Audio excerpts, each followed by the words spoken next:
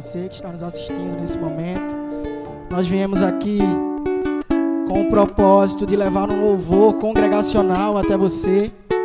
Mas para que esse louvor ele seja congregacional, é preciso que você cante junto com a gente. É preciso que nós estejamos juntos em adoração ao Senhor. Amém? Vamos continuar louvando e adorando ao nome do Senhor. E levantar esse altar de adoração. Adoração em comunidade também para Ele. Amém? Todos juntos. Meu orgulho me tirou do jardim. Sua humildade colocou jardim em mim. E se eu vendesse tudo que tenho em troca do amor, eu falharia.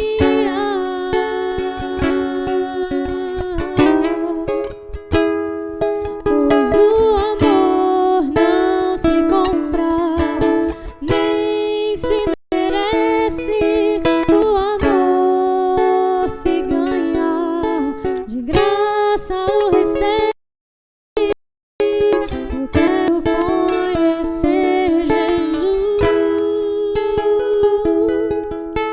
Eu quero conhecer Jesus. Eu quero conhecer Jesus. Eu quero conhecer Jesus. Meu amado é o mais belo entre milhares e milhares. Meu amado é o mais belo entre milhares e milhares.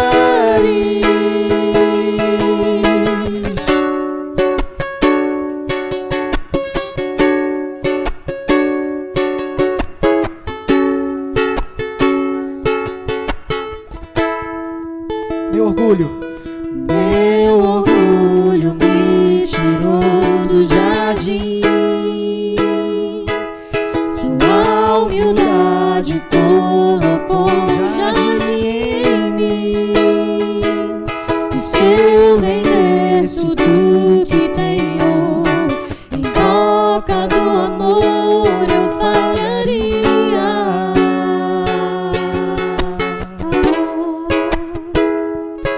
Pois o amor não se compra, nem se merece. O amor se ganha, de graça o recebe. Eu quero conhecer Jesus. Eu quero conhecer Jesus e ser achado nele. Jesus, Diga eu quero conhecer.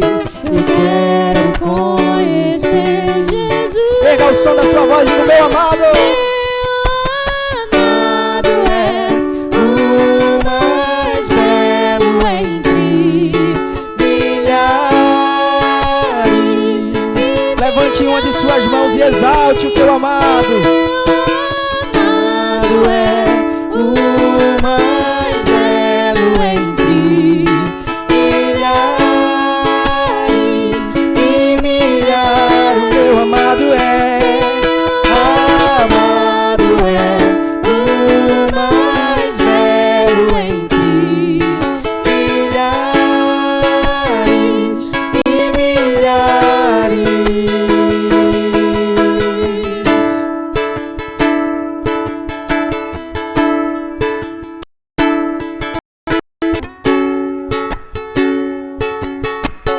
Vamos declarar o nome de Jesus, diga Yeshua. Yeshua.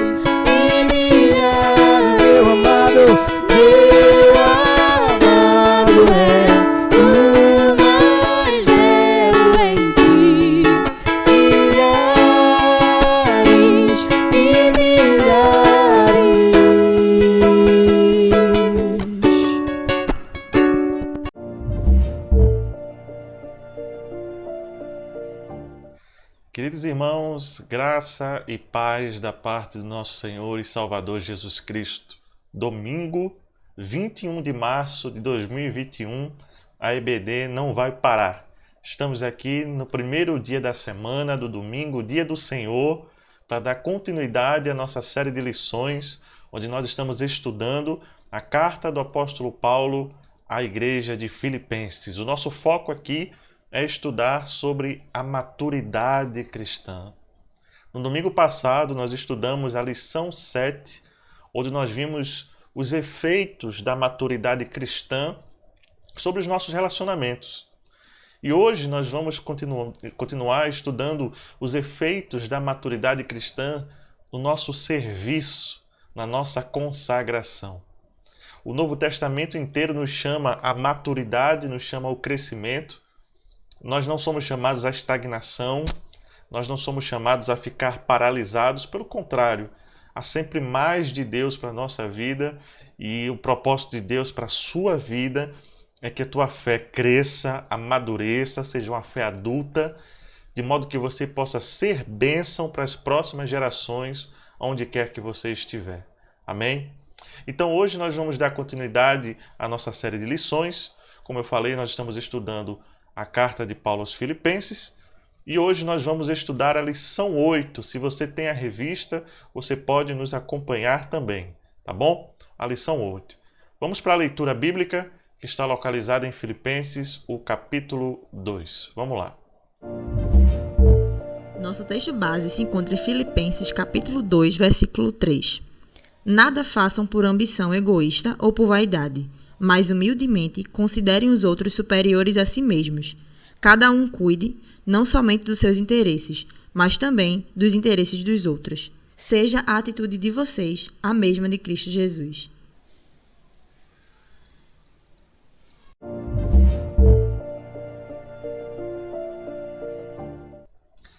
Texto maravilhoso, texto extraordinário. Nesse texto aqui a gente tem coisas para deixar a gente pensando, coisas para deixar a gente meditando durante toda essa semana aí. Quando o apóstolo Paulo ele fala para a gente de que um cristão amadurecido, ele não simplesmente enxerga o mundo como se ele fosse o centro. Pelo contrário, quanto mais maduro alguém é, mais consciente é das suas limitações e mais sensível à dor dos outros, à necessidade dos outros, e mais disposto a percorrer este caminho que separa a minha vida da sua vida, da vida daqueles que estão à nossa volta. Esse texto é extraordinário, a gente vai meditar um pouco sobre ele. Mas antes de entrar na lição, a gente já leu o texto, a gente já falou qual é o título da lição. Eu quero passar para você um vídeo, e esse vídeo, eu assisti ele há muitos anos atrás, e ele mexeu muito comigo e me fez pensar sobre várias coisas. Eu tenho certeza que vai também incomodar você e vai dar uma chacoalhada em você que está acordando aí nesse domingo, ainda está com remela nesse olho. Acorda aí, meu irmão, e vamos ser chacoalhados, tá bom? Preste atenção nas mensagens que são trazidas através desse vídeo. Vamos lá.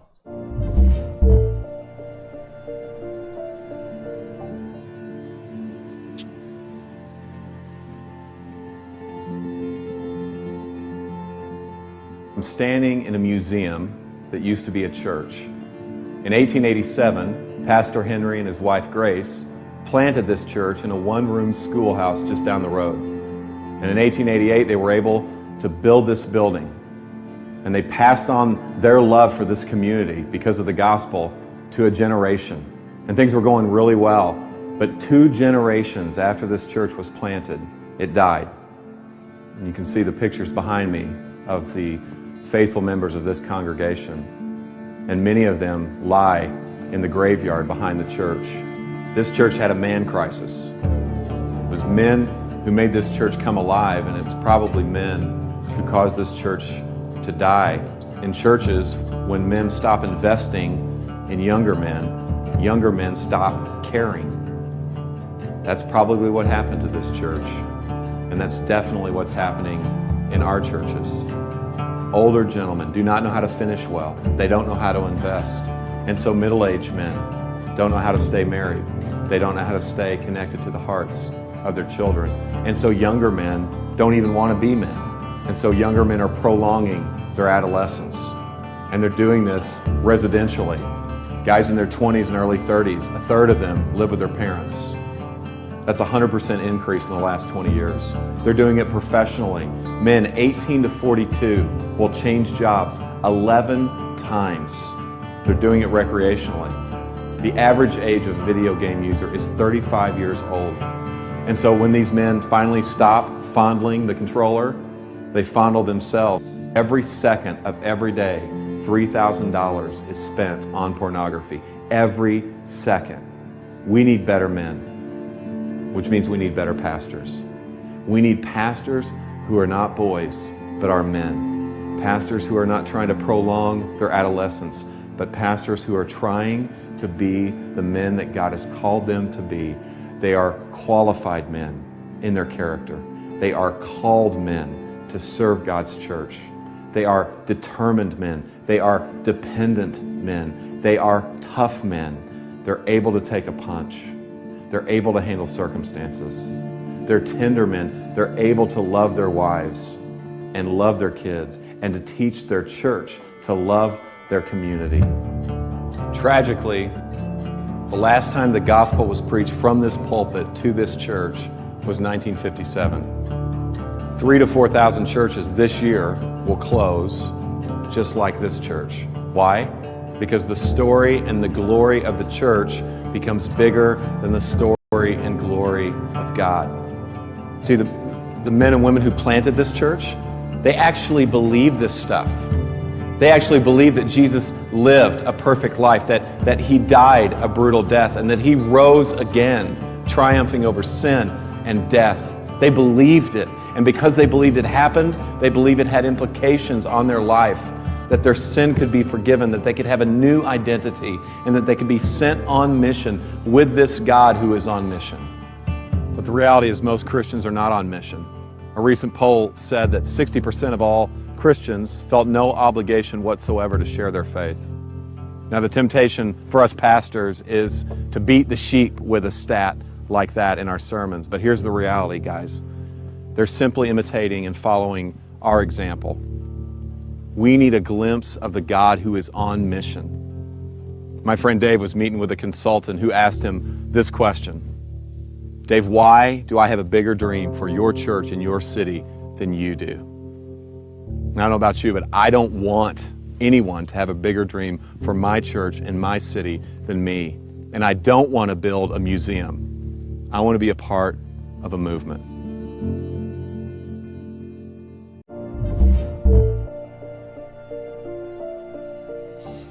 Muito bem, vídeo forte, com a mensagem impactante. E o objetivo de transmitir esse vídeo no início deste domingo é justamente incomodar a gente. Talvez os teus pensamentos não tenham caminhado por esses lugares onde eles estão indo agora. Esse é o objetivo, que a gente se sinta desconfortável nesse tema para meditar sobre isso, porque hoje nós vamos falar sobre isso, sobre as características da maturidade no serviço do cristão.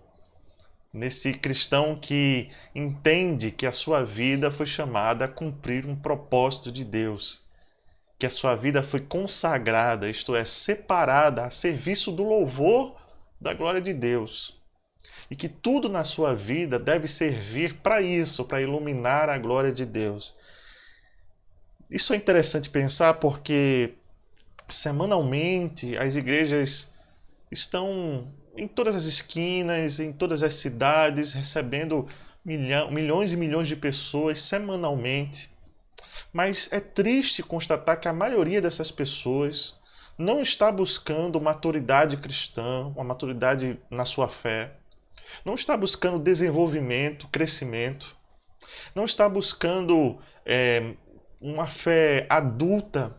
E não está buscando cumprir o propósito piedoso de ser fiel naquilo que foram chamados, mas a maioria das pessoas estão nas igrejas simplesmente para obterem palavras que afaguem seu ego, para acalmar a culpa que sentem diante das suas decisões, ou para ouvir mensagens de que elas são especiais, de que a vida delas vai ser um sucesso, de que elas nasceram para vencer, de que o trabalho delas vai ser um sucesso, o casamento delas vai ser um sucesso.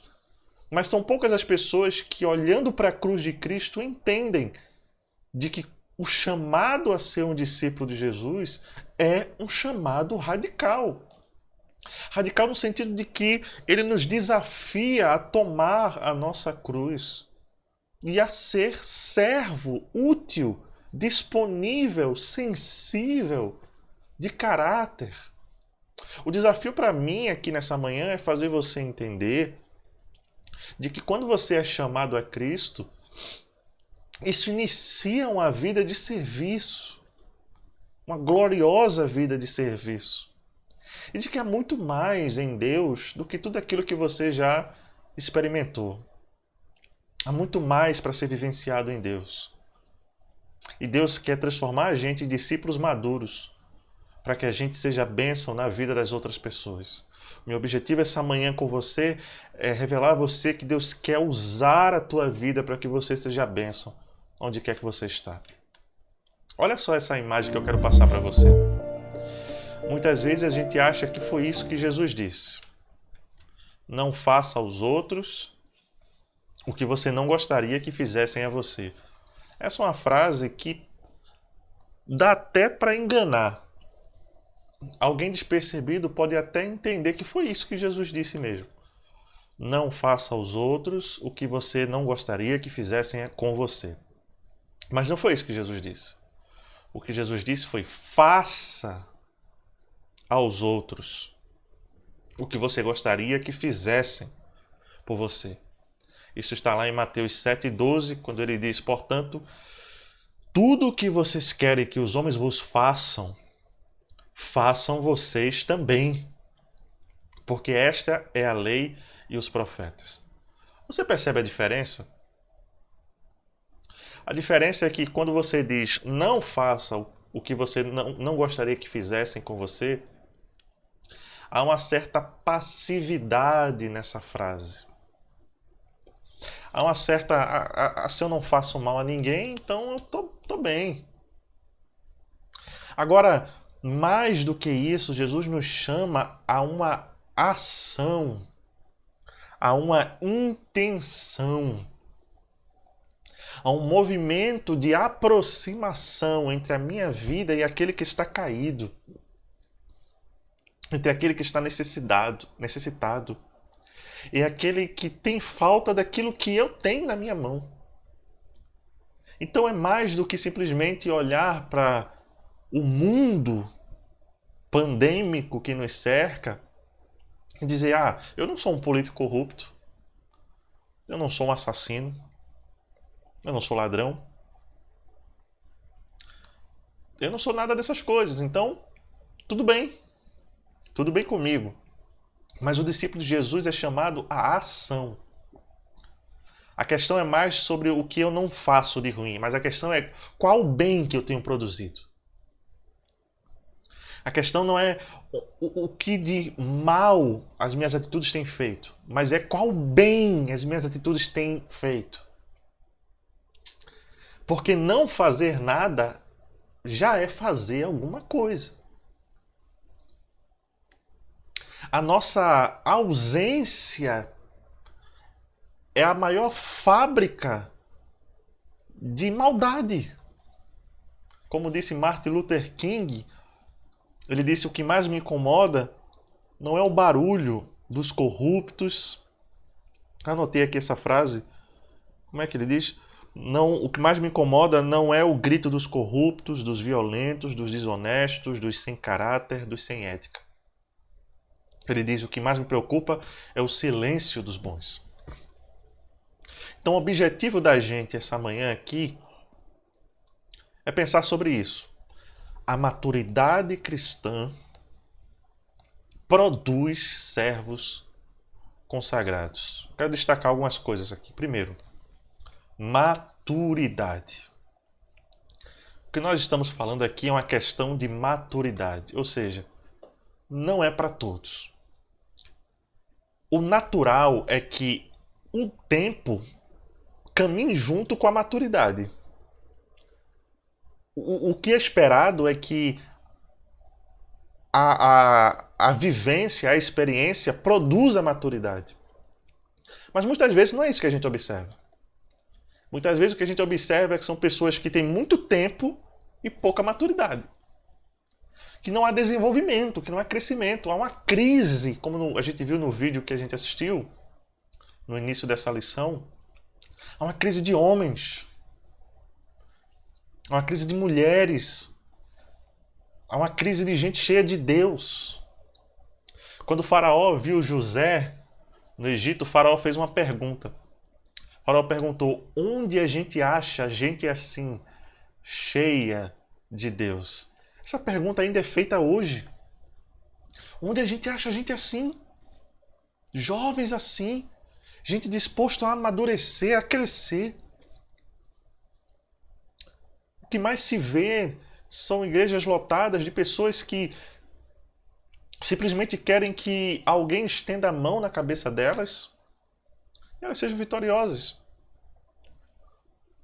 De que alguém faça o jejum dos 20 mil anjos, sei lá. Passe o óleo na testa delas e elas alcancem aquilo que elas vieram buscar. Mas o Espírito Santo nos chama ao amadurecimento, ao crescimento. E você tem perdido muito por não se envolver nessa obra sobrenatural de produção de um caráter novo na tua vida. Você tem perdido tanto. Olha, eu não sou ainda tão maduro assim, mas eu olho para decisões que eu tomei enquanto eu era adolescente e eu digo, puxa, se eu tivesse a maturidade que eu tenho hoje, algumas decisões eu teria feito outras.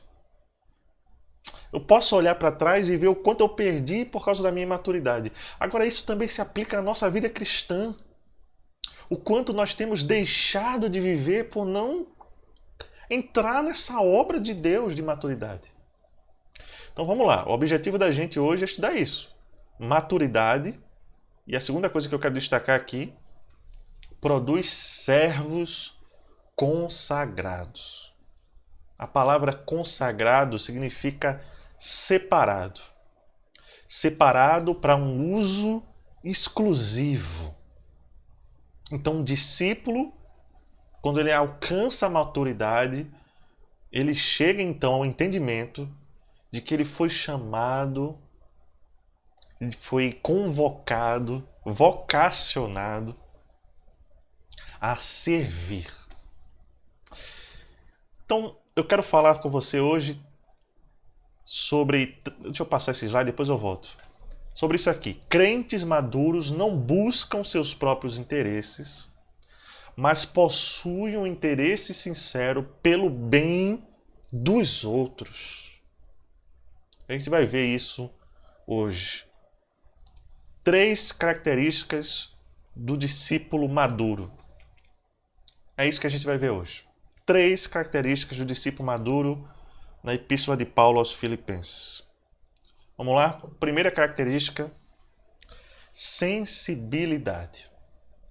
Sensibilidade. A gente tem o hábito de achar que o contrário de amor é ódio, mas não é bem assim. Até porque tem gente que ama odiar. Né? Tem gente que sente amor pelo ódio, pela indignação, por alguém ou por alguma coisa. E a gente pode até falar em idolatria do ódio. Idolatria não é só quando a gente ama alguma coisa e eleva a posição de essencial, mas é quando a gente também odeia alguma coisa ao ponto de elevar esse ódio ao nível de essencial. Mas o contrário de amor não é ódio, o contrário de amor é insensibilidade, é a indiferença, é o vazio, é o deserto, é esse coração de pedra que é incapaz de sentir a dor de algo que aconteça fora do seu ciclo de empatia. É essa incapacidade de me colocar no lugar do outro. É essa indiferença, é esse coração que nada tem a dizer. Isso não é característica de um cristão amadurecido. Não é.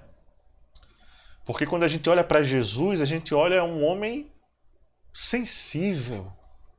Jesus era um homem sensível. Era um homem que, ao chegar no funeral de Lázaro e ver o luto, ele chora. É um homem que, quando está caminhando para Jerusalém, essa Jerusalém que vai crucificá-lo, ele ora por Jerusalém e chora por Jerusalém. Dizendo, Jerusalém, se você soubesse. Esse homem que várias vezes, se você já leu os evangelhos, Mateus, Lucas, Marcos e João, você vai ver que várias vezes tem aquele texto que passa desapercebido, que diz assim, e Jesus se encheu de compaixão. O tempo todo esse texto, essa expressão aparece nos evangelhos. Quando Jesus vê Lázaro, quando Jesus vê Zaqueu em cima da árvore, ou quando aquele homem rico se prostra diante de Jesus e diz, mestre, o que farei para herdar a vida eterna? O texto diz, e o coração de Jesus se encheu de compaixão. Ou quando Jesus chega na praia e as multidões correm para vê-lo e e o texto diz que o seu coração se encheu de compaixão, pois eram como ovelhas sem pastor. Então o que a gente está vendo aqui? A gente está vendo um coração sensível. Um coração capaz de enxergar a vida através da dor do outro. Então, um cristão amadurecido é alguém que entende de que o mundo não gira em torno das suas necessidades, dos seus sonhos, e que a Bíblia não é sobre ele. Olha o que o apóstolo Paulo fala em Filipenses 2, 28. Ele diz, por isso enviei mais depressa para que, vendo outra vez, vos regozijeis e tenham menos tristeza. O que ele está falando aqui? Ele está falando sobre esse servo da igreja de Filipenses que estava servindo a Paulo em Roma, que estava sendo útil a Paulo em Roma. Só que Paulo sabe que enquanto esse servo está com ele, a igreja de Filipenses fica com saudade. O nome desse servo é Epafrodito. E o apóstolo Paulo diz, olha, eu quero consolar vocês, eu quero que vocês se regozijem, então por isso eu estou enviando a vocês Epafrodito. Epafrodito é útil a mim aqui. Só que eu sei que enquanto ele está comigo aqui, vocês ficam tristes, vocês sentem saudade. Então eu estou enviando ele de volta para vocês, para que vocês se alegrem com ele, para que a presença dele traga júbilo a vocês. Olha, quando Paulo faz isso, Paulo está preso em Roma, esperando o julgamento que vai decidir se vive ou se morre. Ou seja, ele está sobre a sombra da morte, sobre a sombra da morte. Ele está sobre a expectativa da ameaça iminente. Mesmo assim, o seu coração está lá em Filipenses. Está lá com essa igreja. As suas orações estão lá com essa igreja. O seu coração está voltado para essa igreja. Isso é um coração de um homem sensível. Às vezes os sofrimentos da vida transformam a gente. Eu tenho dito isso, que o Tiago que vai sair, que vai surgir, quando todo esse problema que a gente está passando, quando tudo isso que a gente está vivendo passar, quando tudo isso acabar, vai sair um Tiago. E esse Tiago que sair não vai ser o mesmo Tiago que entrou há um ano atrás dessa pandemia. Porque o sofrimento muda a gente. O você que vai sair quando tudo isso acabar, não vai ser o mesmo você que começou isso. Porque o sofrimento muda você. A questão é como esse sofrimento vai te mudar. Vai te mudar para melhor, ou vai te deixar mais insensível, mais carrancudo, mais espinhento. E aí eu olho para Paulo e eu vejo esse homem sensível, e aí eu olho para tudo que esse homem já viveu. Motivos não faltam para esse homem ser carrancudo, cheio de ressentimentos, cheio de mágoas, um coração petrificado por tudo aquilo que ele já viveu, por toda a ingratidão que ele recebeu, ou por todo o sofrimento que ele passou, por toda a ameaça a qual ele está submetido. Mas eu não acho um homem assim. entrando nessa casa em Roma, onde este velho está preso aguardando a sua sentença, eu encontro um homem de coração sensível. Um homem que tem um coração apaixonado. Então a revista traz algumas características. Primeiro, sensibilidade quanto aos problemas dos outros, sensibilidade quanto ao bem-estar dos outros, sensibilidade quanto às necessidades dos outros. Nós precisamos exercer essa sensibilidade em nós. Porque, como eu disse, não fazer nada já é fazer alguma coisa. Agora, como é que eu exerço essa sensibilidade em mim? Como é que eu faço para ter um coração mais sensível em relação à voz de Deus, em relação aos caminhos que Deus está apontando para a gente? Tem um texto do profeta Isaías em que Deus, através do profeta, diz: eu estou fazendo algo novo. E aí Deus diz: vocês não veem? Deus faz uma pergunta para o seu próprio povo, o povo eleito. Deus diz: vocês não estão vendo o que eu estou fazendo? Esse texto me chacoalha demais. Deus me livre de estar tão insensível a Deus que não veja o que Ele está fazendo. Agora, como é que eu tenho essa sensibilidade em relação a Deus, em relação às angústias dos outros, em relação às necessidades dos outros, em relação àquele que está caído? Como é que eu cultivo um coração mais sensível a isso?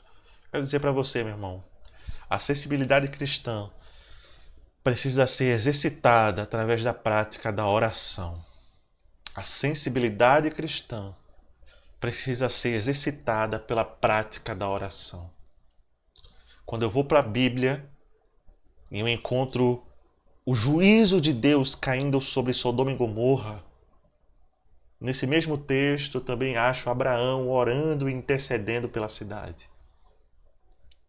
Quando eu vejo o juízo de Deus vindo sobre o povo no Monte Sinai, quando eles fazem o bezerro de ouro, eu vejo também um homem de Deus chamado Moisés orando, chorando e intercedendo a Deus. Quando eu vou para a Bíblia e encontro os muros de Jerusalém caídos, suas portas queimadas e as pessoas vivendo em grande miséria, eu também vejo um homem de Deus chorando, orando, intercedendo, Neemias, por aquela situação. Quando eu vejo um mundo pandêmico à minha volta, pessoas adoecidas espiritualmente e fisicamente, será que o Espírito Santo tem encontrado em você uma pessoa de oração? Uma pessoa que busca a direção de Deus, não só para a tua casa, não. Não só para o teu trabalho, não só para os teus filhos ou para os teus amigos, mas para os teus vizinhos, mas para a tua rua, para a tua igreja, para os teus pastores. Coração sensível à dor dos outros. Então perceba, essa sensibilidade ela precisa ser exercitada. Como um músculo que precisa ser estimulado para crescer. Aconteceu uma coisa comigo há muitos anos, talvez você já tenha me ouvido falar essa história, mas me permita contar novamente essa história. Há muitos anos atrás, essa história me marcou e marcou o início da minha caminhada ministerial. Eu estava na igreja e precisei sair da igreja rapidinho para ir numa farmácia. Então eu estava bem apressado para ir e voltar bem rápido. Estava apressado. E enquanto eu estava no caminho, eu vi uma cena. E talvez eu já tivesse visto essa cena 1000 vezes antes. E talvez aquela fosse a 12ª vez que eu tivesse visto aquela cena. Mas dessa vez foi diferente. Porque dessa vez foi como se o Espírito Santo estivesse me revelando o seu ponto de vista. Foi como se ele estivesse dizendo: Tiago, você já viu essa cena 1000 vezes, mas agora deixa eu te mostrar como eu vejo essa cena. E o que foi que eu vi? De um lado da rua tinha uma senhora, uns 60 anos, e ela enfiava o braço dela numa sacola de lixo para achar alguma coisa para o seu sustento. Do outro lado da rua haviam algumas meninas, nem adolescentes elas eram, saindo para a noite, altas horas da noite, saindo para passar a noite fora. E aí o Espírito Santo me falou 3 coisas. Primeiro, Tiago, você está cercado de pessoas. que estão enfiando a sua vida no lixo, fisicamente, para encontrar sustento. Segundo, você está cercado de pessoas que estão enfiando a sua vida no lixo, espiritualmente, para tapar o buraco do seu coração. Terceiro, sabe o que é mais triste de tudo isso? É que você está apressado para voltar para a igreja. Você está apressado para voltar para o teu lugar de conforto, onde você fecha seus olhos e não enxerga mais nada que acontece à tua volta. Onde você fecha teus olhos e te blinda das dores, das desgraças, do mal que é estabelecido no mundo, sem saber que a tua ausência é a própria produtora das injustiças que te cercam. Mas o mais trágico de tudo isso é que você não se importa. E que a tua pressa é simplesmente para voltar. Que isso não seja verdade para você. Que você tenha um coração sensível. Principalmente nesse tempo que a gente está vivendo. Principalmente nesse tempo que a gente está vivendo. Então em Paulo a gente acha um coração sensível. Segunda característica, caráter. E quando a gente fala de caráter, a gente está falando de um negócio complicado. Está falando de um negócio complicado. Olha o que o apóstolo Paulo fala em Filipenses 3,17.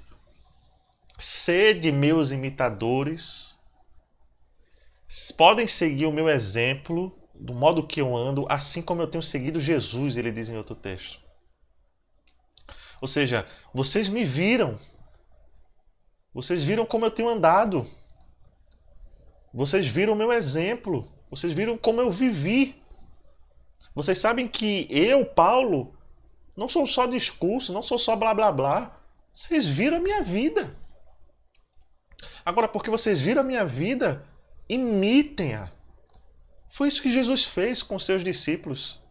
O que Jesus fez com seus discípulos foi andar com eles, para que eles vissem como Jesus vivia e assim imitá-lo. Esse é o padrão de discipulado na Bíblia. O padrão de discipulado na Bíblia não é uma aula em que é só falando. Não, o padrão de discipulado na Bíblia é andar junto. Foi assim que Jesus ensinou, foi assim que Paulo ensinou também. Agora, isso só é possível porque a igreja em Filipos acha em Paulo um homem de caráter. E por que eu falei que caráter é complicado? Porque caráter, às vezes, significa não ter sucesso. Significa, às vezes, ter prejuízo. Porque enquanto está todo mundo arrumando um jeitinho para pagar menos, para ter mais, para chegar primeiro, aquele que busca ter um caráter aprovado, às vezes gasta mais, demora mais, ou às vezes nem tem. Você está entendendo o que eu estou querendo falar? Caráter às vezes significa ser perseguido. Veja o apóstolo Paulo. O apóstolo Paulo está aqui preso, mas simplesmente por pregar a palavra de Jesus. E caráter nem sempre anda junto com boa reputação. E é aqui que o bicho pega. Porque muitas vezes quando a gente tem que escolher entre ter caráter ou queimar o filme, a gente prefere não queimar o filme e sacrifica o caráter. Olha para Jesus. Viveu uma vida perfeita. Mesmo assim, não tinha uma boa reputação ao ponto de que ele foi crucificado. Então o caráter é complicado. O filósofo grego Epicureu, ele fala que caráter é aquilo que somos quando ninguém está vendo. Então o discípulo maduro, ele discipula pelo exemplo. Agora isso só é possível porque ele tem um caráter. Ele busca ser parecido com Jesus. Quem chega perto dele se aproxima mais de Jesus. E eu fico me perguntando, as pessoas acham isso em nós? As pessoas acham isso em você, meu irmão, minha irmã? está perto de você, está mais perto de Jesus? Você pode discipular os outros pelo exemplo da tua vida? A revista fala pra gente sobre 3 características. Primeiro, humildade. Em Filipenses 3:8, o apóstolo Paulo fala que ele não liga para para as recompensas, as medalhas, os reconhecimentos. Ele diz, todas essas coisas são escória. São escória. Ele diz, olha, eu era judeu dos judeus, da tribo de Benjamim, fariseu. Se fosse para ganhar medalha e aplauso, eu ainda era fariseu. Agora, quando eu encontrei Jesus, eu descobri que as recompensas humanas são esterco diante da grandeza, da beleza de Jesus. O que ele está falando aqui? Ele está revelando uma humildade. Humildade. Humildade não significa olhar para mim e dizer, eu não sou nada, eu não tenho valor nenhum, eu mereço ser pisado. Não. Isso aí é vitimismo, isso aí é baixa autoestima. Humildade é reconhecer que o mundo não gira em torno de mim, mas é reconhecer que há pessoas à minha volta que sofrem, inclusive sobre coisas que eu também estou sofrendo. Que pessoas que estão à minha volta que estão orando a Deus por coisas que eu posso fazer por elas. Você tem noção disso? Que há pessoas na sua volta que estão orando. E a resposta de Deus para a oração dessas pessoas é você.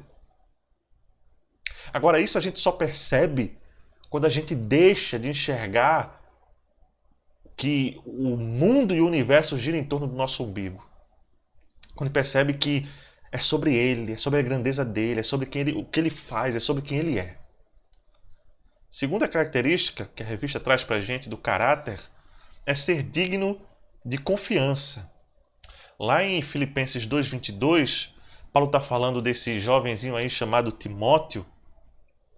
Ele diz, olha, Timóteo foi aprovado porque serviu comigo no trabalho. Então quando ele fala de Timóteo, ele diz, olha, Timóteo, ele foi aprovado, ou seja, ele é digno de confiança. A gente pode entregar o trabalho a ele. Olha que coisa extraordinária aqui. O apóstolo Paulo está transmitindo o legado dele para Timóteo. Ele está transmitindo aquilo que ele recebeu, ele transmite também para outros. E eu quero falar sobre isso aqui, abrir um parênteses na lição da gente, para falar sobre isso, sobre transmissão de legado. Porque ao longo de toda a Bíblia nós vemos que a principal missão é transmitir para as próximas gerações. A gente está desde cedo aqui falando sobre as características do cristão maduro no seu serviço. A gente está desde hoje cedo falando como é que a maturidade cristã se traduz em serviço, em ação, em decisão. E eu quero dizer isso para você. Ao longo de toda a Bíblia, a principal missão é a transmissão desse legado. A gente acha isso lá em Davi, no Salmo 78, quando ele diz, não esconderemos dos nossos filhos, mas nós contaremos às próximas gerações os louváveis feitos do Senhor, o seu poder, a sua maravilha, tudo que ele fez. A gente vê isso em Jesus. Quando Jesus intencionalmente escolhe homens para transmitir os seus ensinamentos. E aí você se lembra que Jesus diz aos seus discípulos, Jesus diz, ide por todo o mundo, fazendo discípulos, ensinando a guardar tudo que eu vos tenho ordenado. Então Jesus passa para os discípulos e depois Jesus diz, agora passe isso por onde quer que vocês vão. A gente vê isso também no apóstolo Paulo, que ele transmite o seu legado para Timóteo, que ele transmite o seu legado para Epafrodito. E olha que interessante esse texto. Lá em 2 Timóteo 2, Paulo escrevendo uma carta a Timóteo, ele diz o seguinte, preste atenção nisso, olha o que ele diz. As coisas que você me ouviu dizer, na presença de muitas testemunhas, confie a homens fiéis que também sejam capazes de ensinar a outros. Esse texto é extraordinário. Ele está dizendo, aquilo que eu ensinei a você, ensine a outros e que esses outros sejam capazes de transmitir para outros também. Então, Olha só, o cristão maduro entende então de que ele foi chamado para transmitir o seu legado para outros. Para transmitir para outros. Uma vez eu disse na igreja que eu me sinto caminhando entre gigantes. Eu tenho prazer de andar com pessoas que eu vou poder contar para os meus filhos. Eu andei com gente de Deus. Gente que transmitiu o legado de Deus para a minha vida. E coisas que hoje abençoam você, meu filho, não são coisas que eu produzi, mas que me foram transmitidas. Agora, para quem eu tenho transmitido isso? Mas para quem você tem transmitido? Você tem transmitido algo de Deus para alguém? Essa é a pergunta fundamental. Por isso que a gente começou essa manhã com aquele vídeo. A pergunta não é o mal que a gente tem evitado fazer. A pergunta é qual é o bem que a gente tem produzido? Na vida de quem a gente tem sido bênção? Querendo ou não, a gente está deixando um legado. Querendo ou não. A pergunta é qual é o legado que a gente tem transmitido? Então a terceira característica do caráter que a revista traz para a gente é que esse caráter é revelado no lar. Quando Paulo fala de Timóteo, ele diz que ele foi aprovado porque serviu comigo no trabalho do evangelho como um filho ao lado do seu pai. Eu quero falar sobre isso. Um filho ao lado do seu pai. O que é que isso quer dizer? Essa visão que a gente tem de família, em que os filhos ficam em casa com a mãe, o pai sai para trabalhar e no final do dia o pai volta para casa. Essa visão ela é nova. Nos tempos da Bíblia, o filho trabalha junto ao pai, aprendendo o ofício do pai. Por isso que José era carpinteiro e Jesus aprende o ofício da carpintaria junto com o pai. O pai passa muito tempo na companhia dos filhos, transmitindo o seu ofício, transmitindo seus valores, transmitindo seus legados. E aí quando Paulo fala de Timóteo, ele diz justamente isso. Ele diz, serviu comigo como um filho ao lado do seu pai. Por quê? Esse ambiente de pai e filho, de casa, de lar, de família, é um ambiente onde a gente se revela, é um ambiente onde a gente é quem a gente é. E o apóstolo Paulo fala, nesse ambiente de proximidade transparente, Timóteo foi aprovado. Eu pude ver nele caráter. Às vezes a gente é um sucesso na igreja, às vezes a gente é um sucesso no púlpito, é sucesso em um monte de lugar. Mas quem a gente é de fato na nossa casa revela muito sobre nós. Por último, a terceira característica é a disponibilidade. Disponíveis. O cristão maduro, ele está disponível a Deus.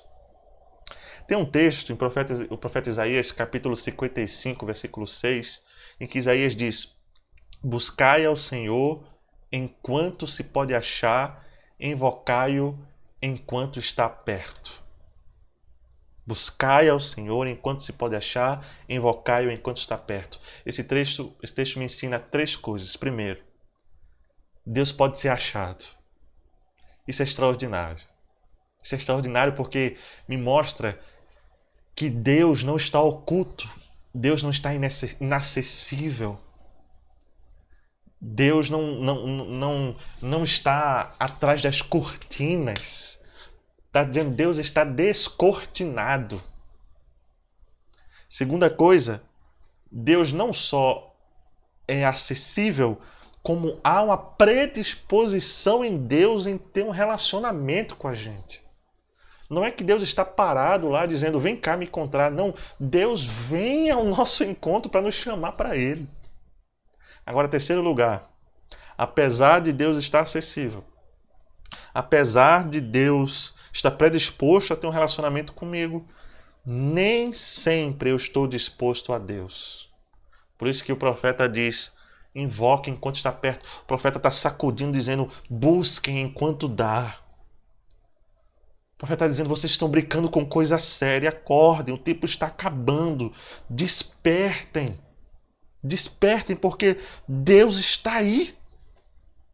O profeta Isaías também diz, no capítulo 59, no versículo 1 e 2, ele diz: a mão do Senhor não está encolhida para que não possa salvar, nem o seu ouvido está tapado para que não possa ouvir, mas as vossas iniquidades é que fazem separação entre vós e o vosso Deus, e os vossos pecados é que encobrem o rosto de vós para que não vos ouça.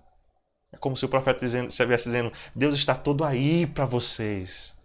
Agora, vocês é que não estão disponíveis. Sabe, Deus não deixou de falar.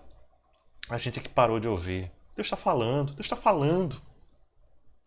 E infelizmente, mesmo com tudo isso que a gente está vivendo, há pessoas que não estão mais sensíveis a Deus.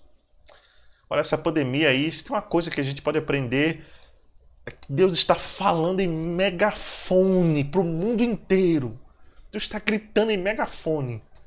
E mesmo assim, tem gente que não está ouvindo. Então nós precisamos estar disponíveis. Disponíveis para servir. Disponíveis com tempo.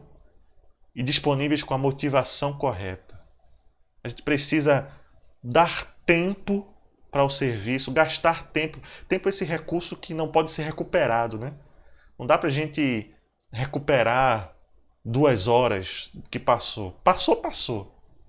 Então, se alguém entrega o seu tempo, essa pessoa está revelando amor, carinho. A gente vive numa época em que as pessoas não conseguem ficar 1 minuto no tédio. Basta ver se tem uma fila onde está todo mundo esperando alguma coisa, está todo mundo com o celular na mão, porque a pessoa ela não suporta entregar o tempo dela ao nada. Ela precisa se ocupar com alguma coisa. Agora, quando alguém para essa correria da vida para entregar o seu tempo para algo, essa pessoa revela um coração amadurecido.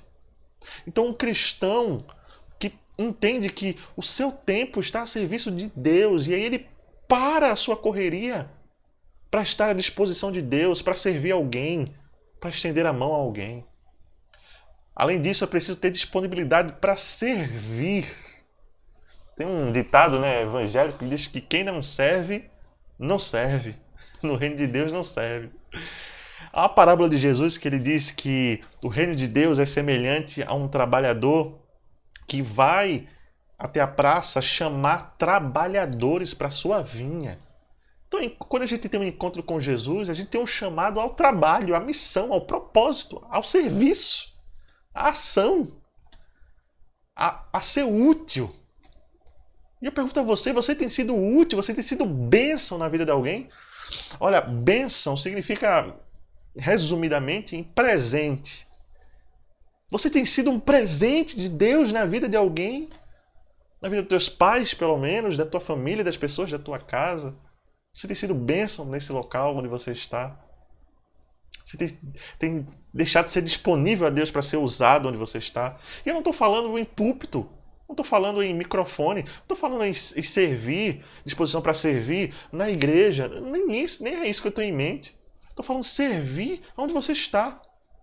Tem aquela história muito famosa em que o homem chegou diante de Lutero e perguntou: Lutero, o que é que eu faço para servir a Deus? Eu quero servir mais a Deus, eu quero ser mais útil para Deus. E aí Lutero perguntou: qual é a tua profissão? E o homem disse: eu sou sapateiro. E aí Lutero disse: faça o melhor sapato e cobre um preço justo por ele. E aí você vai estar glorificando a Deus, sendo útil a Deus. Então, quando eu falo em ser disponível para servir, eu não estou nem pensando em púlpito, eu estou pensando também em púlpito. Nós estamos precisando, desde sempre. Jesus disse: a seara está pronta, o que falta é ceifeiro, o que falta é obreiro. O problema não é que os frutos ainda estão tão verdes, o problema não é esse não, o problema é que falta gente para colher. Mas é mais do que isso, é na segunda, é na terça-feira. É quando as luzes da igreja são apagadas, é quando a live acaba, é quando a bênção apostólica é dada. Então, uma coisa que a gente tem aprendido nessa pandemia é que a gente foi lembrado de que a gente passa muito mais tempo fora da igreja do que na igreja. Se juntar semanalmente, sei lá, vai dar 5 horas da semana na igreja. Quem vai muito. Né? Quem tá indo, né? Poucas horas, mas todas as outras horas da nossa semana, nós estamos do lado de fora. E é do lado de fora em que a batalha é travada e o serviço é entregue. Então, você está disponível a servir? E além disso, uma motivação certa para servir. Ah, meu irmão, a gente precisa ter uma intenção, coração voltado a Deus. Coração disponível, mas não pensando nos holofotes ou nos aplausos ou nas recompensas.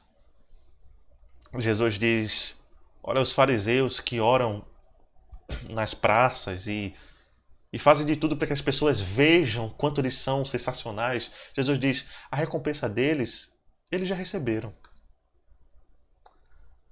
O que eles querem? O aplauso? É o elogio? É isso aí? Eles vão receber, mas é só isso que eles vão receber. Agora, para vocês, a recompensa é muito maior que isso. Se vocês tiverem a motivação certa. Então hoje, meu querido, nós aprendemos 3 características do servo do Senhor. Qual que é o impacto da maturidade cristã no nosso serviço? Quero terminar com essa frase. A grande dificuldade que a igreja encontra desde sempre é a falta de obreiros disponíveis para servir. Senhor, meu Deus, nós te agradecemos, Senhor. Te agradecemos por essa manhã. Te agradecemos pela tua palavra. Te peço, meu Deus, por cada irmão que está nos acompanhando, que a tua presença esteja com eles agora, Senhor. Desperta-nos, Senhor. Desperta-nos antes que seja tarde. Acorda-nos, Deus amado. Não desiste de falar com a gente. Fala conosco. Desperta o teu povo para aquilo que o Senhor está fazendo, para aquilo que o Senhor quer fazer nas nossas vidas. Levanta, Deus amado, os guerreiros de oração, guerreiras de oração. Gente disposta a viver a vida de Jesus, custe o que custar. Deus amado, para aquele meu irmão, minha irmã que está cabisbaixo neste domingo, que está sem forças, ou mesmo aqueles que estão enlutados. Produz consolo, Deus amado, nesta vida. Renova as esperanças, Deus amado. E acima de tudo, eis aqui a nossa vida para ser usado para isso, Deus. Instrumentaliza a vida de cada membro da Igreja Brasil para Cristo em 2 Unidos 2, para que a gente seja servo útil nas tuas mãos, principalmente nesses dias de grande angústia. Em nome de Jesus. Amém. Deus abençoe você, Deus abençoe a sua vida. Domingo que vem nós retornamos com a lição 9, se assim for da vontade do Senhor. Deus te abençoe.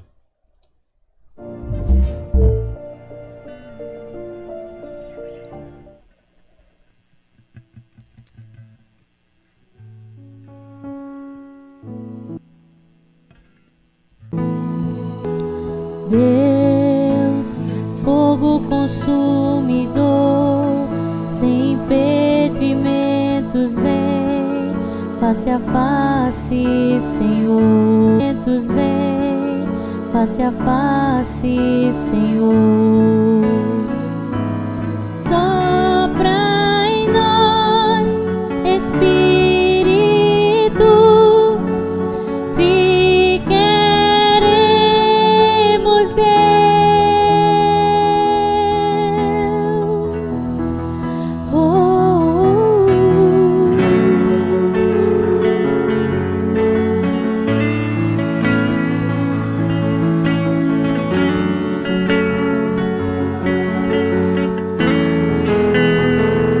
Estou de pé na presença do Rei, tua glória está aqui, teu amor liberta-me.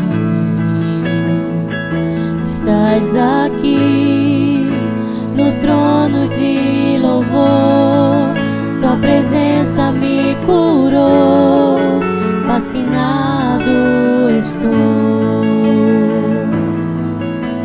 Sopra em nós, Espírito,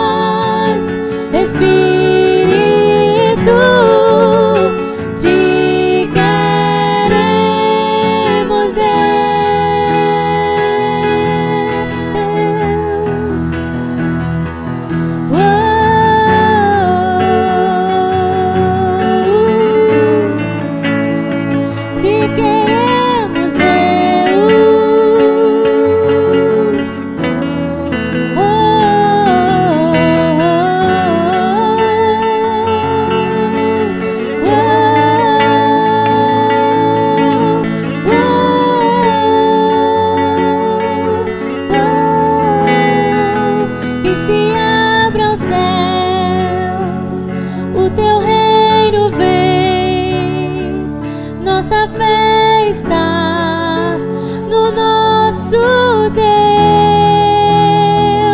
Que se abra os céus, o teu reino vem. Nossa fé está no nosso Deus. Que se abra os céus, o teu reino vem. Nossa fé está no nosso Deus. Que se abra os céus, o teu reino vem. Nossa fé